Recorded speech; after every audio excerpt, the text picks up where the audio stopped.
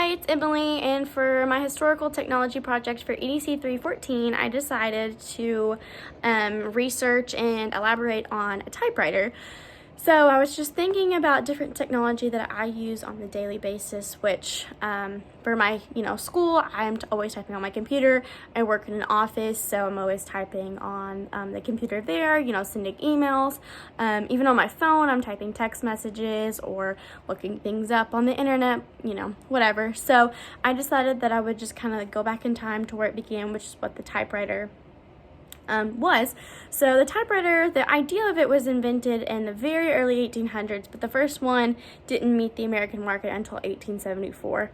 And a big significance of the typewriter was that it provided a lot of jobs for females. It was a big kind of like hiring boom, if you will, just because many women were at home with the kids, but because businesses needed people to type.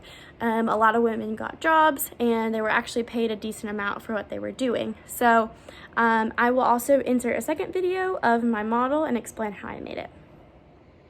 So this is my typewriter. It's kind of tall, so I will try to get as much of it as I can in here. So I basically just started off with a cardboard box, and then I found bottle caps and I hot glued them all down. I put them in the correct keyboard order except for the P because it would not fit over here, but it's added in down here. And then the numbers that kind of began the typewriter.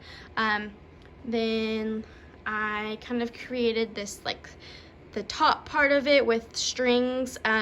These were used when the first typewriter was created because when you would press the button, the lever would pull and it would stamp the letter up on the paper, which is in the carriage is what it's called.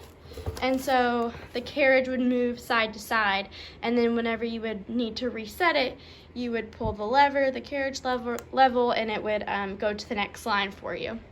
So that is how I created. I basically looked at the photo I found of one of the first typewriters that was created and did my best with my engineering skills to make it as creative and handmade as possible.